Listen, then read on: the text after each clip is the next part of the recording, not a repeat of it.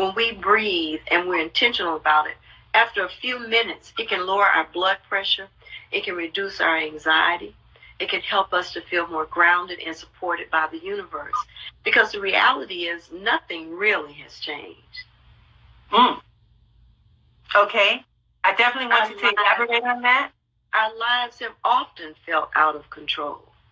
It's just that we've not experienced it knowingly, collectively, as the global community. All right? There's always been stuff popping off. Right. And usually it was your life and you got through it, and then it was my life and I got through it, and then it was somebody else's life. And so now we are able, if we'll do it, to collectively take a breath, breathe in God's light and love and peace, and then collectively take a breath and exhale all our cares and all of our anxiety. So can you imagine that the studies show that the breath we're breathing now has been breathed by every person in the world over the last 2 weeks? I've never thought about it that way, ever. I don't think anybody's thinking about it in that way. Well, what I'm trying to do... It's actually connecting us. Yeah, what I'm trying to do is offer... We've gotten the physical protocol down. Wash our hands. Sure. If we cough, we cover it with a napkin. If we sneeze, we cover it with a napkin. We discard it properly. We're creating the social distances. But what about... And that's the physical protocol. But what about the mental, spiritual protocol? Yeah. Because we need both. We need something that tells us how to keep our physical body safe. But we also need something that helps us to ground our mental, emotional, spiritual body. And so every morning, I try to invest a little time in breathing. And the way I do it is through my meditation. I use a timer called Insight Timer. And the Insight Timer has a variety of meditation options on it. And I set a timer for myself for usually about 30 minutes. And in that 30 minutes, I breathe in Ma, I exhale Ra, I breathe in Na, I exhale Ta. Ma, Ra, Na, Ta. And in that's the Aramaic word, which was Jesus's original language. Aramaic for come, Lord. And so as I do that, it grounds me in the fact that I'm not in this by myself. That's right. I'm inviting God, and God is named by many names, just like my grandson calls me Gemma, my husband calls me Beta, my mama called me Juanita. We have many names, but God is ever present to us no matter what name we name or what name we don't name. Very good. And we can all tune in to that power by meditating first thing in the morning. My meditation teacher says, it's good to meditate right before you eat, twice a day. So once in the morning, once in the evening. And I got to be honest, I am still learning the discipline of meditating in the evening. How has that affected you in ministry, and how does it help you, I imagine, with what you're doing and having to stay in contact with people, even though we're not touching one another? Sure. Well, it grounds me, just like it does anybody. When we take a moment to breathe, as I said earlier, we calm our central nervous system down.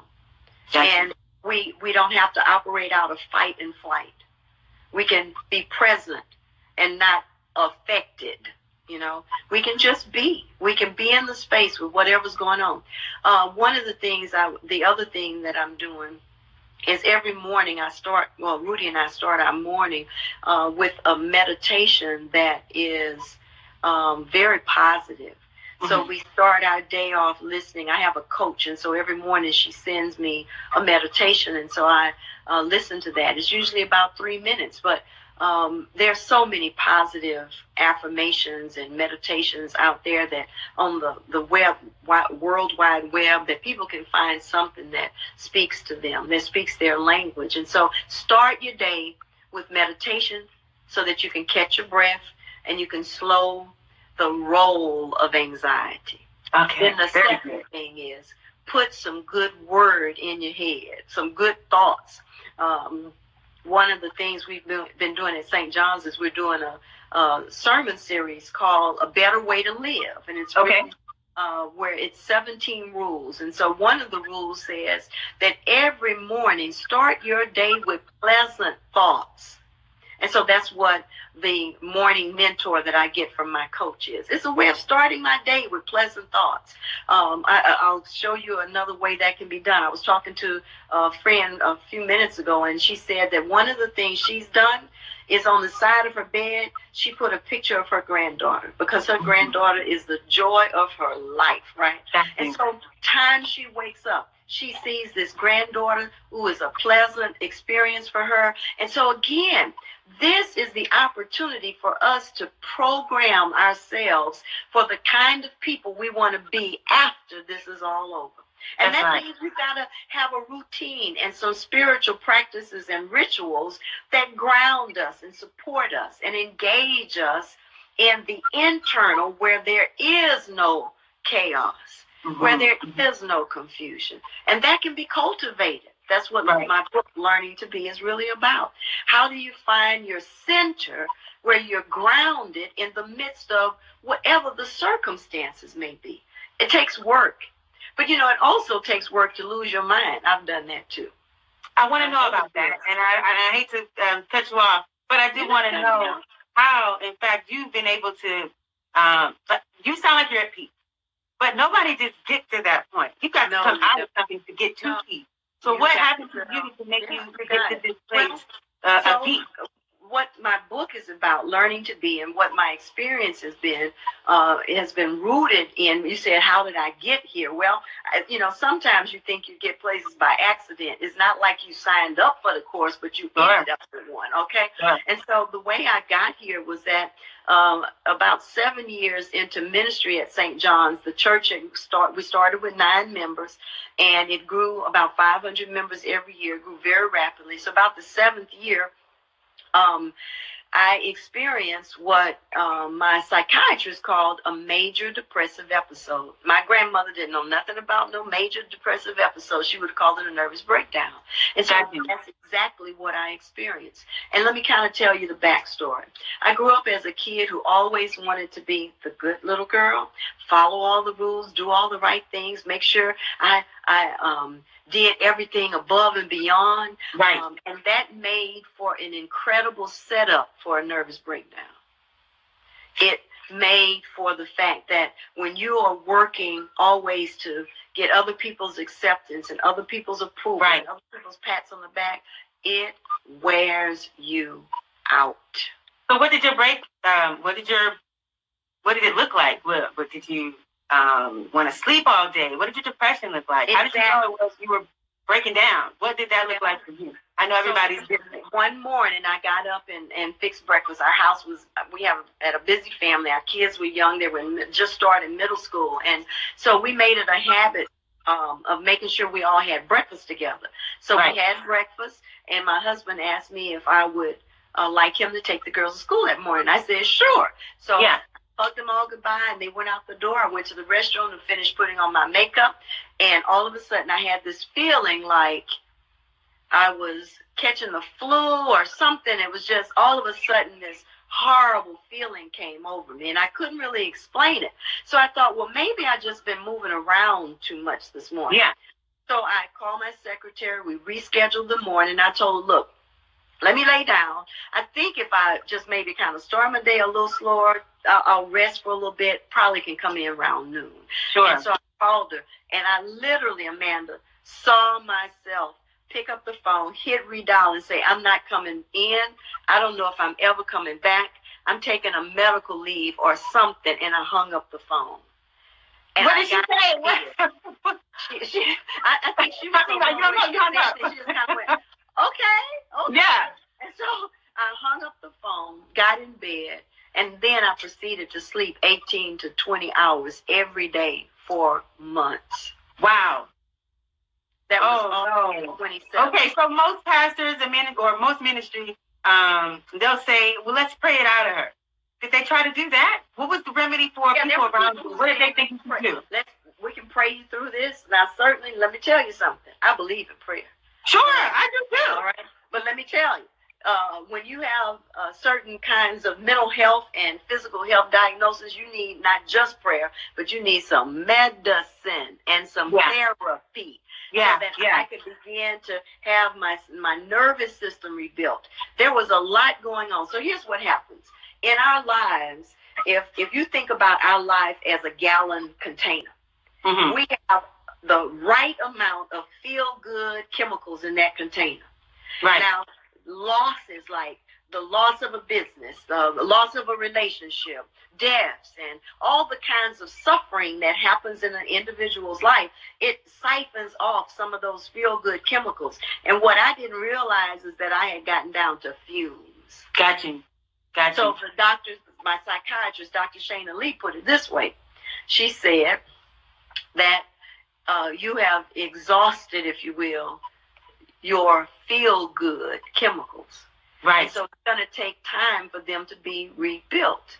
And or at least that's the way I perceived it as she was speaking. Sure. When I say she used those words. But what I realized is that it was going to take time for my body to reacclimate to its own chemical balance. And so I took medication for anxiety because I started having panic attacks. And let me tell you what a panic attack is like. It's different for different people, but for me, it kept being that when the phone rang, I felt like I was going to lose it. I felt so much anxiety. It just revved up from 1 to 1,000,000. When the phone would ring, when somebody would knock at the door, it would just rattle me. And so I began to take medication for anxiety. She found the medication that she felt had the least side effects for the depression. And so I was taking meds for a while. And I say for a while, because here's the other thing I realized. I never understood why people around me, particularly at the church and just people I know as friends, would start to feel better on psychiatric medication. And then I never understood that. Right, let me tell you what happens. The ego is powerful. And once it begins to feel better within you, it assumes, I don't need this. I can do it on my own. Right. I relapsed so many times because I would feel good, and then I said, I don't need this medicine. I can do it without it. All right? I'm stronger now. Well, here's what I found out. The body recovers a whole lot quicker than the mind does. And so I took my medicine. I had to learn. You got to take the medicine. It was like taking a 1-a-day vitamin. Every day, I was buying myself a little more health, a little more well-being. And so I couldn't stop taking them because they were keeping me in a place where I was recovering from the process. Okay, so you got to the place where you recognized that. Or for people who are still going through that, for people who are going through that and don't realize that the medicine is helping them recover, and then they relapse. Right. I want to know who held you accountable when you relapsed, and can you mention those names? Yeah, my husband was one of them. Baby, are you taking your meds? But if you're somebody who's like, I don't need that, why would you listen to him? Why is it when his voice says to do, you do? Because most people are relapsing or decide to go wherever they, decide they don't need things anymore. So here's the thing. I had to ask for help. I got you.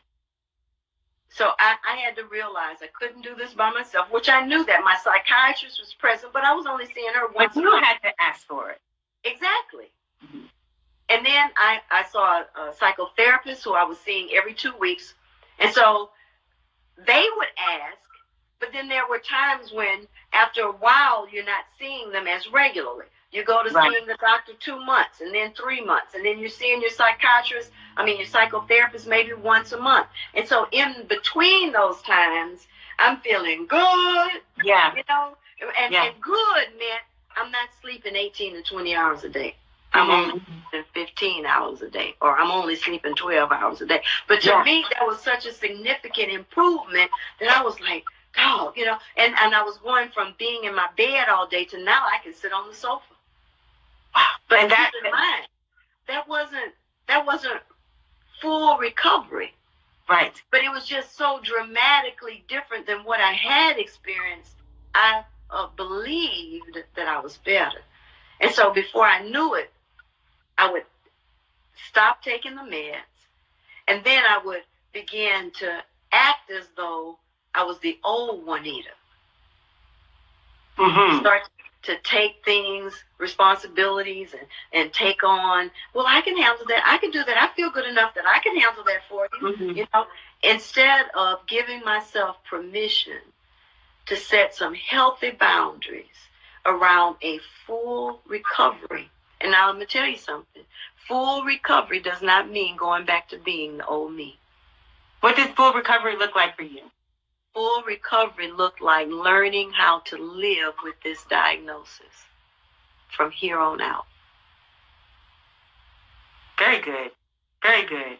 This is good information for people who are just tuning in. This is Chit Chat with Amanda Sapp, and I have a beautiful soul on the line. I have Pastor Juanita Rasmus, pastor of St. John's Downtown, and she's telling us about some things that she had been through and you've overcome through taking your meds, through meditation, through, what did you call it? Stop, drop, and pray. And pray. Yeah, Stop, you need it all. Pray. You need it all. Let me tell you, the bottom line is, Amanda, it takes a different kind of consciousness, a new kind of awareness. And what God was doing, because I see God in this entire process, God was showing me that I had built my life on, it would be if you decided that you were going to build a house, and you decided to build your house out of toothpicks instead of 2x4s. Okay. I built my house out of toothpicks.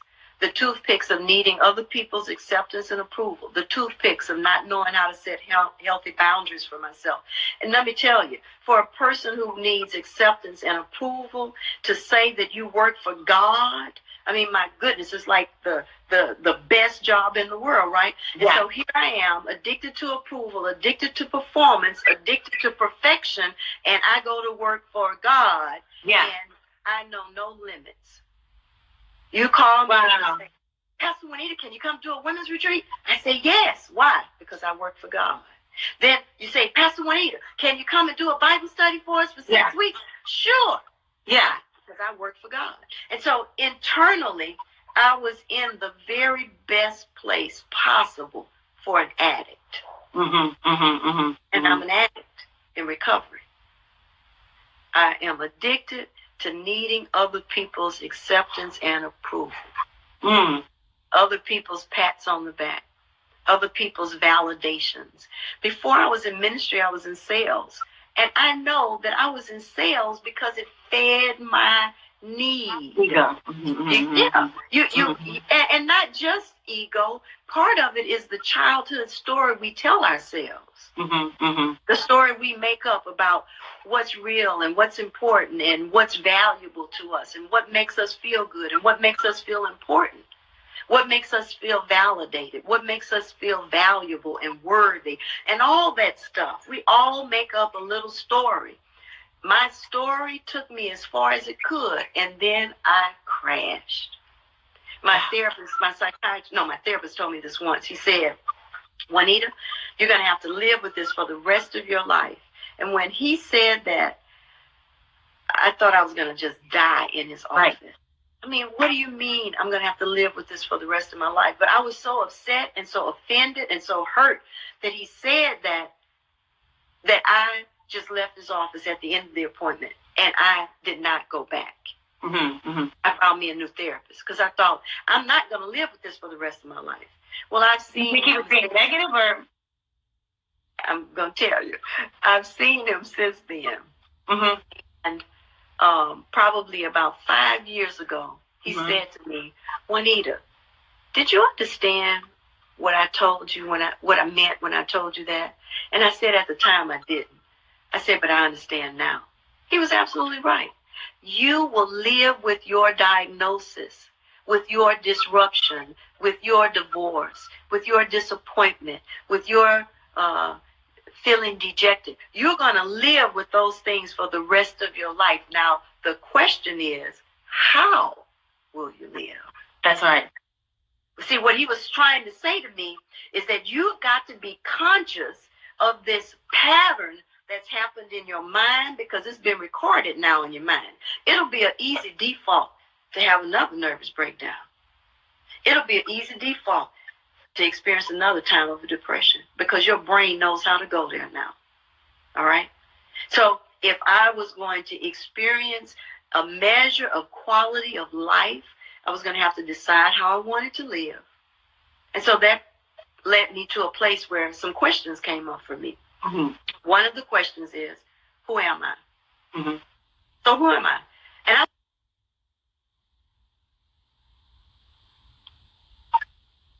they in the midst of COVID-19. Mm-hmm. Who are you? Are you creative? Are you articulate? Are you an encourager? Are you a dancer? Who are you? Whoever. These are some things that people can be thinking about as they're at home. Huh? These are some things that people can think about while they're at home. Exactly. Mm-hmm. Who are you? Who I am authentically does not change with a diagnosis. It doesn't change with a pandemic. Who I am authentically is the invitation that this pandemic is inviting all of us to ask ourselves, who am I? Mm-hmm. And then the next question is, what do I need? Mm-hmm. Mm-hmm. What do I really need? You see, I think our being at home is an opportunity for reflection. And that's what my crisis did for me. It mm-hmm. gave me 2 good years of being at home, asking myself, who am I really? And asking myself, what do I need? What is it that I really need to live, to thrive? Was there any point in that 2 years that you thought to yourself, how is my family going to maintain without me while I'm down? Or just the unknowns of what was going to happen to everyone else around you while you were going through what you were in that 2 years? Did you ever think about, did you think about... I don't think so. I don't think I had the capacity. Mm-hmm. I think later on I probably reflected on it. But what happened is one of the reasons that I wasn't in a psychiatric hospital is because I had support with my husband and my family. And so people took roles for me. They took things off my plate. Got you. And so that gave me the ability to focus on what I needed to focus on in terms of the physical recovery. So let me say something about the physical recovery too.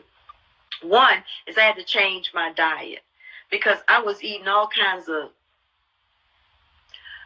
less than nutritious foods. Mm-hmm, because my lifestyle was so busy, I would just grab anything from any place I could drive through. Well, I came to realize, and my doctor made it very clear, we are made up of chemicals.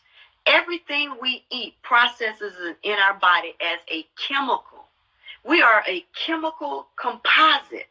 Mm-hmm. And so as I'm taking that in, I began to realize I've got to learn a new way of eating. Now, that didn't happen all of a sudden. This was over a period of time. So you started you did your meditation, you did stop, drop, and pray. Mm-hmm. And you changed your diet. Yes. And I also realized that white sugar and white flour are not good in my body. They don't function. They don't allow me to function well. And so I had to learn to minimize those. Start putting more healthy greens and healthy fresh fruit in my diet.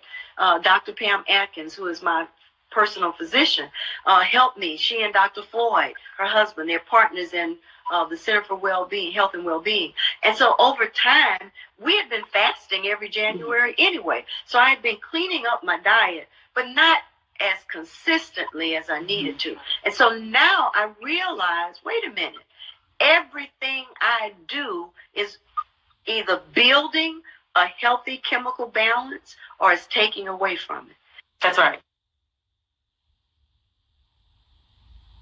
And exercising. I was just getting up and rolling, you know. Mm-hmm. So I realized that I needed to start walking on a regular basis. Why?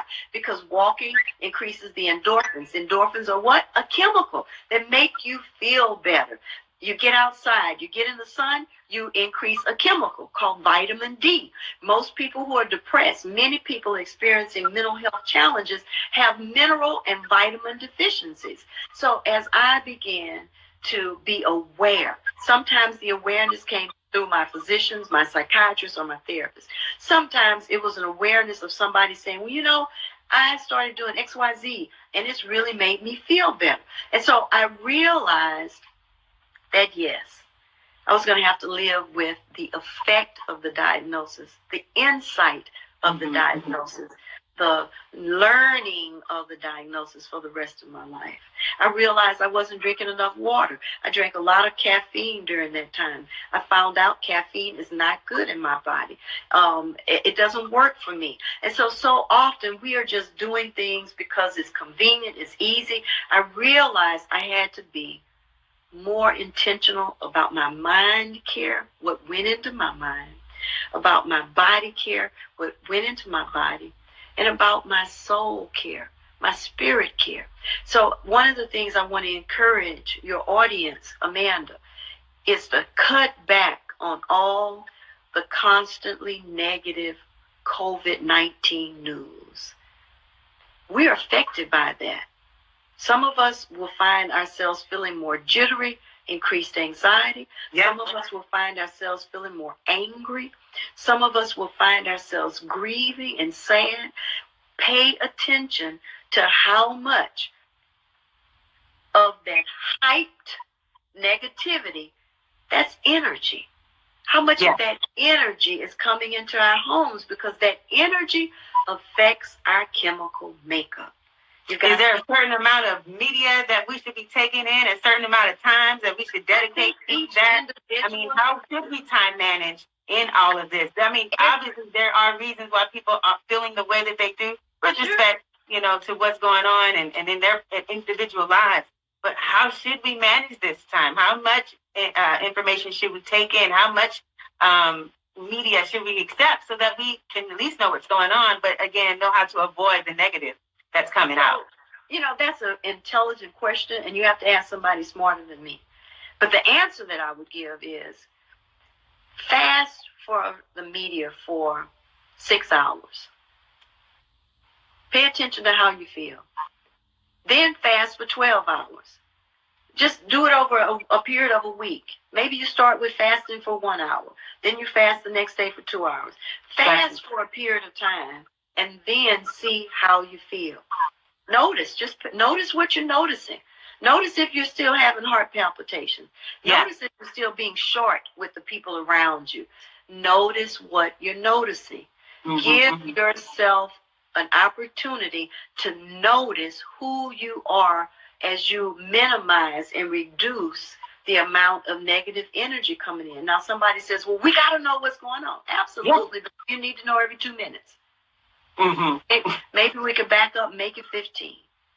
Or maybe we could push it back an hour. You see what I'm saying? Yeah, I get that.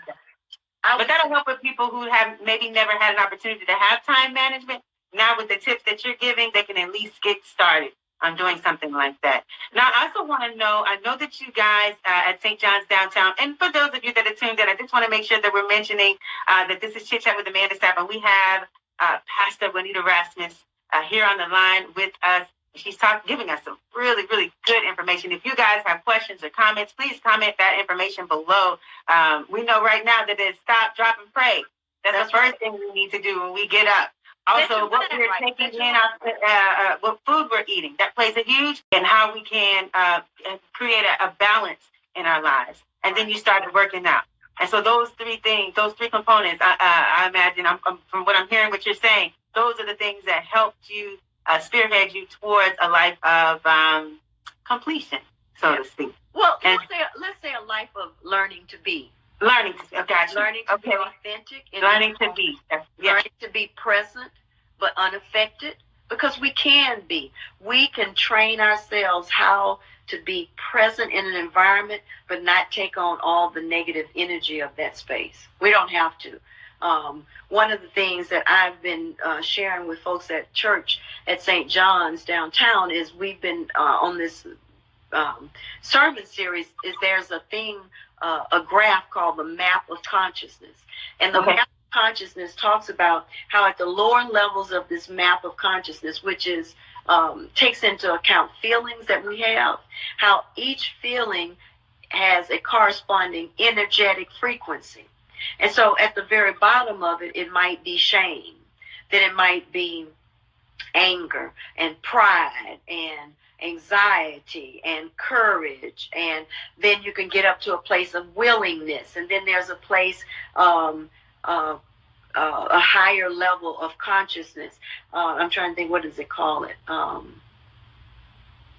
I can't think of the name right now, but anyway, the point being that we can either spiral down with our thinking or we can spiral up. And so I'm encouraging people to, as you pay attention to your mental protocol, make choices that empower you to spiral up. And you can spiral up by doing things like laughter yoga.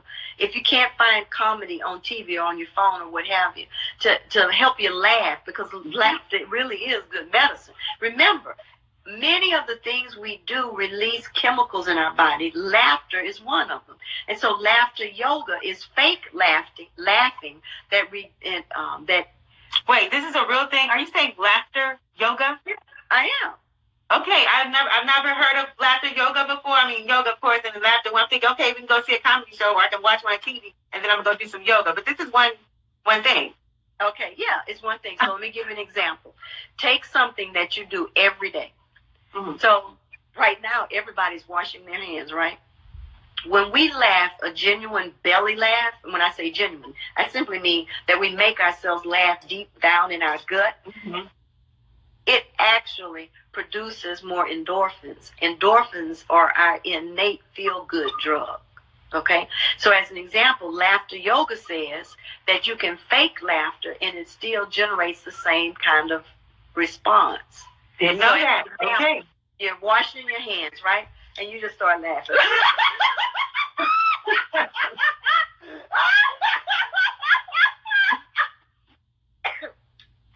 Please be mindful. I'm laughing at you, and not what. One of the other things it does is it clears your lungs too. Got you. Okay. I'm laughing at what you're doing. Okay. So when you do the fake laughter or the laughter yoga, excuse me. Are you guys catching this? I hope you're catching this. Those of you that are tuned in, I hope you're catching these nuggets that Pastor Juanita Rasmus is giving us today. You know what I do want to know as well is, how is the church transforming during this pandemic? A lot of churches can't have service. And right. I know that you do your, is it a daily or weekly message that you do without any members? Are you all still doing that, or have you added to that? What does that look like in the church service? Sunday. At 8 o'clock and 10 o'clock, we do Facebook Live. So your audience is invited to join us. And then it's going to start being recast on Amazing 102.5 at noon on Sunday. So you can tune in, listen, or you can tune in at 8 o'clock and 10, and you can see and you can have that visual experience. It's been going very well. That's good. The stats show that our attendance is up, I think, 600% or something like that. Wow. Somebody do the math who's smarter than me. Sure. In essence, there were 1,000 people showing up, but there's 6,000 folks showing up on Facebook Live to join us for Sundays at 8 and 10. And then on Wednesdays, I'm doing a Bible study. Okay. And, that's Wednesday nights at 8 o'clock, again on Facebook Live. And you can also go to St. John's website, stjohnsdowntown.org, and we are putting the videos and things from the services and Bible studies. We're posting it all there. And you can also follow me at Juanita Rasmus, and I'm on Facebook, and Pastor Juanita, I think, might be another one on there. Follow me. I invite you to follow me on Facebook Live, on Instagram, on all the platforms, because I'm trying to keep some positive. That's right. Energy happening for our mental protocol. So when you think mental protocol, I want you to think Juanita Rasmus. Hey, that's what I'm talking about. Okay, so here's another question for you. With numbers like that, what does St. John's Downtown look like after this pandemic is over? Are you going to continue to do this? Are you going to ask you? What's the service going to look like? Say that again. You are asking questions that we are yet to find the answers to. All right? Well, I guess our better question is, what do you hope that you all can bring your members back and y'all still continue to do the online services? Are you going to do even more online activities to keep people engaged, since you know that's how that you all are bringing in that many more people to your channel? You're reaching a lot of people. Amanda. You said, what do I hope? Here's what I know. What I know is that all of us had our lives operating in a certain kind of way, and that was our orientation at the time, right? So we've had this disruption, which creates disorientation. Right. Now, in this space of disorientation is the opportunity for all of us, not just the church, but individually. When I say the church, I mean the institutional church. But as individuals, we all have an opportunity during this disorientation, this time of disorientation, to decide. And it's amazing because here, as we're approaching Easter, you could kind of say we're all in the tomb right now. And so we're having an opportunity to reflect, what do I want on the other side of this? What does resurrection look like? Not what we hope, what we want. That's right. What do I want? Okay. What is it I need? Okay. And I mentioned that earlier. What do I want? That's good. What do I need? Who am I? Who am I called to serve? Because let me tell you, all of us, every individual person is here not only to fulfill their own personal desires and dreams, but to serve somebody. And so the reality is, how will I serve after this? And these are the questions that we're asking as an institution, and they're the same questions that I invite us all to ask individually, because this will be over. Yes, that's right. But who will we be? Come on. Who are we learning to be in this process? Many of us are going to find completely different ways of being. Just like my psychiatrist said, you're going to have to live with this for the rest of your life.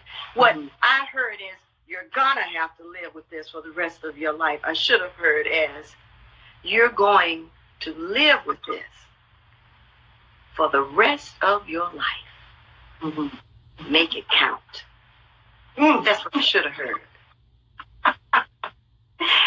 Guys, we've got Pastor Juanita Rasmus here on Instagram stories, and she's encouraging us. She's empowering us. She's giving us a plan right now, things we can do while we are here with this, while we're alone together, basically. And so I hope if you all are taking notes, that you understand that you are not in this by yourself.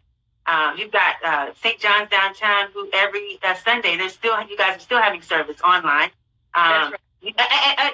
And before I forget this, I know you've got, is it the pause button on Amazing 102.5 again? Yes, that's right. And we'll get a chance to catch that. Yes. The pause button is just my stop, drop, and pray.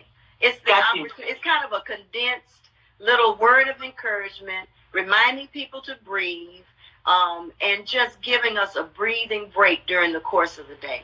So thank you for mentioning that. I hope people will tune in, and they'll probably hear it every now and then in between your program. Your broadcast, and we going back to the station for right. I love the pause button that you do. Sometimes I'm driving, so I'm like, oh wait, I can't close my eyes. But you know, in the beginning of the segment to tell people, hey, if you're driving, keep your eyes open. Keep your eyes open. Very good. It's necessary in this time right now. Is there a certain prayer that you pray every day? I know some people are, they may call it an affirmation. Or, is there something that you pray every single day, word for word, to help get you through the day? Or does that change depending on what you need? Yeah. One of the things that I've been doing is, as I wash my hands, I say the Lord's Prayer. Our Father, who art in heaven, hallowed be thy name. Thy kingdom come, thy will be done on earth as it is in heaven. Give us this day our daily bread. Forgive us our trespasses as we forgive those who trespass against us. Lead us not into temptation, but deliver us from evil. For thine is the kingdom, the power, and the glory, forever and ever. And ever. Amen. Yeah. I'm with you on this. I'm with you on this. So there's a number of points in that prayer that really make a difference for me. So when it says our Father, it's saying God, the one that sustains the cosmos. And so if God is capable of sustaining the universe, allowing the sun to orbit as it needs and the globe, the earth, to orbit as it needs, then surely God is able to sustain me in this. One of the things I like is when it says thy kingdom come, because in that, the kingdom of God is where what God wills is accomplished. So I'm asking, when we say thy kingdom come, we're saying, God, allow your kingdom to be manifested around me. Allow your kingdom to be manifested in me, where what you are willing, God, is done in me, where what you're willing, God, is done around me. One of the other things that I think a lot about is forgive us our trespasses, because this is a really good time for us to remember people that we have offended and to ask their forgiveness, or if we have been offended by others, to forgive them. Because remember, unforgiveness affects our immune system. Mm-hmm. Everything is a chemical. The words we speak and the thoughts we think turn into a chemical experience within our bodies. And so if we want to keep our immune systems up, which seems to be really the key to this, then we've got to pay attention to what we're thinking and pay attention to what we're speaking. And so if we've got ill will towards somebody, this is a really good time. Even if you don't think that you can call that person and say, forgive me, or ask for forgiveness, I would say write a letter. Write a letter. Get all that negativity out of your body. Right. And then burn the letter.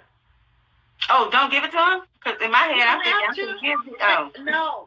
I mean, there are times when you can give the letter to the person if you think it'll bring healing and wholeness for you and for them. But if it doesn't, sometimes you just need to cuss them out on a piece of paper. Gotcha. You know what I mean? Cuss them out on a piece of paper. And then burn the paper. Gotcha. If burning the paper is going to burn your place down, don't burn the paper. Tear it in a million pieces. Put it in your shredder. Right. You know? Y'all don't go burn the house down. Really get your feelings out. Yeah, get that energy out there, so that you can be as strong in your body, in the chemical makeup in your body. You can be as strong in your mind. You can be as strong in your heart as possible. Because right now, that is the key. You know, I've been so fortunate. Let me say this right quick. I got to say this because I've been wanting to tell people this, and so I might as well say it now. Start you a garden. If there's any way possible that you can start a garden, maybe it's just in a couple of pots. I noticed that some of the grocery stores have vegetables, because this is the season to plant your bell peppers and to plant some lettuce and some kale and some spinach. And you say, well, I don't like none of that. Well, get to like some of it, okay? But the reason I'm saying plant a garden is because the garden is a constant reminder of God's grace in our lives. Mm-hmm. Mm-hmm. There are times I have a nice little garden, and it's small, but it's outside. Matter of fact, my mother-in-law lives next door. And so there's a strip of land between the two of us, and I mean a little strip on the side of the driveway, you know? Okay. I use that little space to grow my vegetables. So I grow kale. I have tomatoes and jalapenos and a variety of other things out there. But I'm saying grow some vegetables so that you get outside. I get to see butterflies. I get to see birds. I get to see the squirrels. And I'm saying to myself, wait a minute. You mean to tell me my hibiscus are still blooming? Don't they know that there's corona, what is it, COVID-19? Don't they know COVID-19 is going down? And I'm thinking to myself, you mean to tell me they're still growing? They're still blooming in the midst of this? Mm-hmm. So maybe they're a symbol to me that I can still grow and I can still bloom in the midst of this. I like that. I like the sowing seeds. I like the putting things in the ground and watching it grow. And let me say something about the seeds. If you need to cheat, because I cheat, I don't start with no seeds. I need to start with something that I can see, oh, it's looking like it needs a little water. So I need a visual. So I start with plants, you know? Yeah. So I can see, oh, wait, I got to go water my plants because they were looking lippy the last time I went outside. So do whatever makes it work for you. But it's been a great gift to me to have this garden. Not only to eat out of it, I eat out of my garden every single day. I've had to teach my husband that you don't have to take a bunch of the lettuce. You can take 3 leaves because we own the plant, right? Got you. So it's not like buying groceries at the grocery store. You don't have to buy a bunch. You just take a few leaves for today. And that's why the Lord's Prayer is so powerful. give us this day. Mm-hmm. What we need for this day. What we need in our mind today. What we need in our heart today. What we need in our bellies today. Give us this day that which will nurture and sustain us. I think anxiety and worry and fear happen when we start thinking about what we're going to eat tomorrow. But if I can stand today, if I can stay in the present moment, stop, drop, and pray. Pray. And let me say this about stop, drop, and pray. When I think of prayer, I'm not saying, oh God, I need, oh God, I want your help. And oh God, prayer for me is a conversation. And so, yes, I might start it out saying, God, I lift up all those who are on the front lines of COVID-19.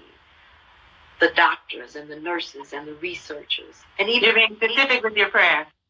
Yeah. You know, it might start there. But then it becomes, okay, God, now, how might I help? How can I serve? Even now that we're being invited into quarantine, how can I serve? And so I listen. I listen for guidance. I listen for instruction. Sometimes I'll get a creative idea. I have one that I'm working on right now. Mm-hmm. It came to me how I live in a neighborhood with a lot of older people. Mm-hmm. Older than me, you know. And so one of the things I thought about is, how can we know if our neighbors are okay? And I've only been in this subdivision for 3 years. I lived here years ago, and we downsized a couple of years ago, and we moved back. So how can I know if my senior neighbors are okay? And so my daughter, I mentioned it to my daughter, and she said, Mom, I saw where a person bought paper and took it to their neighbors. They bought them a sheet of green paper, a sheet of yellow paper, and a sheet of red paper. And they told them every day at noon, change the paper. And I'm going to walk the neighborhood. So if your page is green, I know you're all right. But if you put up a yellow, I know that you need something. All right? And if I see red, I know you're in trouble. I'm going to knock on your door, and I'm going to back up my 6 feet like they've asked me to. But I'm going to knock on your door and check on you. Okay? And so that becomes a creative way that we can still be present to one another as community, as neighbors. All right? So there's the stop, drop, and pray. That's listen for how God is speaking. Creativity is the voice of God. An idea is the voice of God. When you're at home and you're thinking about a problem that you need to solve, it could be something around the house that you can't quite figure out how to make this easier for you to deal with. Listen for the solution as God speaking to you. That's prayer. Prayer is simply conversation with God. But it's conversation. That means shut up. Yeah, right. Okay. Don't just place your order like this is McDonald's and then you go drive away, okay? We need it now, Pastor Juanita. Huh? We need answers now. Is that the issue that we're having right now, I think, where we're always wanting it right immediately, right now? Now God is saying, hold on my time. I've seen people stand in front of their microwave tapping their foot. That don't make no sense. All right?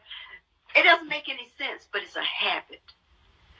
We have an opportunity to change some of our habits. Understood. Guys, this is Chit Chat with Amanda Sapp, and we have Pastor Juanita Rasmus of St. John's downtown here. And Pastor Juanita, the call was supposed to be 15 minutes, but you were so good. Oh, I'm sorry. I apologize. It was so good that I felt like really you were talking to me. I felt that. I needed that. And I hope that the people that are tuned in got that same feeling, that same inspiration that I did. I need you to let people know one more time where they can find your book. Oh, thank you for asking. It's on Amazon.com, or you can go to InterVarsityPress.com. That's my publishing company. Or I should say, that's the company that's publishing the book for me. So you can go to InterVarsity Press. You can go to Amazon.com. You can go to JuanitaRasmus.com. And you can order it through that as well. You can pre-order, and the book will be available. It'll drop June the 30th. But all pre-orders are welcome. As a matter of fact, that's a great thing to do. Pre-order the book and have something to look forward to.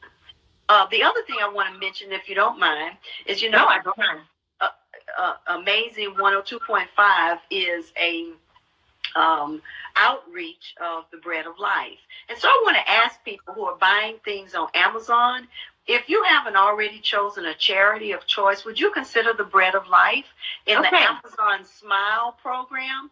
They'll give us, 1/1,000,000th of a billionth of a point of whatever you buy. And that 1/1,000,000th of a billion, whatever that percentage is, that helps us with the food distributions we're doing on Wednesdays. Last Wednesday, we served 200 families and 50 seniors who were in their homes. The 200 families drove through for the drive-by food fair. And then the 50 seniors, we had some bold brothers who took groceries to those 50 seniors who were in need. And so if you would, consider buying the book, and anything you buy, especially if you buy it on Amazon, consider using Amazon Smile and make the Bread of Life your charity of choice. Speaking of Bread of Life, do you all need volunteers? I know that you're feeding all of these families, but do you, for people who are wanting to do something in this time of need? What I would ask you to do is to go to St. John's website. And there's a place where you can tell us that you're interested in volunteering. In this moment, I don't know what the protocol is. So if you go to St. John's Downtown website and then click on the place where you can give us feedback, tell us you're interested in volunteering, what you'd like to do and what have you, and we'll have somebody get back with you. Very good. Hey, real quick, I want you to give us 3 fun facts about Pastor Juanita Rasmus. Maybe it's something you like to do. Maybe it's some fun things that maybe it's something you like to do. There's something you don't like to do. Cool. Fun about Juanita. All right. Number 1, Pastor Juanita went skydiving, and she loved it. Who went skydiving? That was one of my want tos. You remember I said, what do you want? Yes. Okay. And let me say this real quick. The reason wants are important is because I said earlier, this isn't going to last forever. You have to have something that you're hoping for. You're hoping towards. You're driving towards. So what do you want? What's that thing you've always wanted? I don't like the idea of bucket list because it relates to kicking the bucket. I prefer a want to list, meaning I'm going to get to this thing. Changing that now. All right. So number 1, I went skydiving. I love it. The second thing is I've ridden in a hot air balloon. I loved it. The third thing, and this is something this is a getting ready to do, is I want to get scuba certified because I really want to be in the ocean. And so that's one of my goals is to get certified to do scuba diving. Very cool. Very cool. Those are my 3 things for right now. Okay. So for those of y'all that want to gift Pastor Juanita Rasmus, maybe some scuba gear would be awesome. That'd be wonderful. She's wanting to learn. Maybe if you want to just buy my book, and I'll be very happy with it. Then buy the book. Don't buy 1, buy 5. One buy the congregation. some books. Yeah. Very good. This has been Chit Chat with Amanda Sapp and Pastor Juanita Rasmus. I so appreciate you for joining me today. I'm sure that people were inspired, enthused. Real quickly, we got 25 seconds. I want you to leave us with something. Well, you've already given us empowering information. Tell us something else empowering, and then your social media, and we'll be done. Okay. All right. We got 15 I seconds. want to say this. Take a deep breath wherever you are. Breathe in deeply and fully. And then on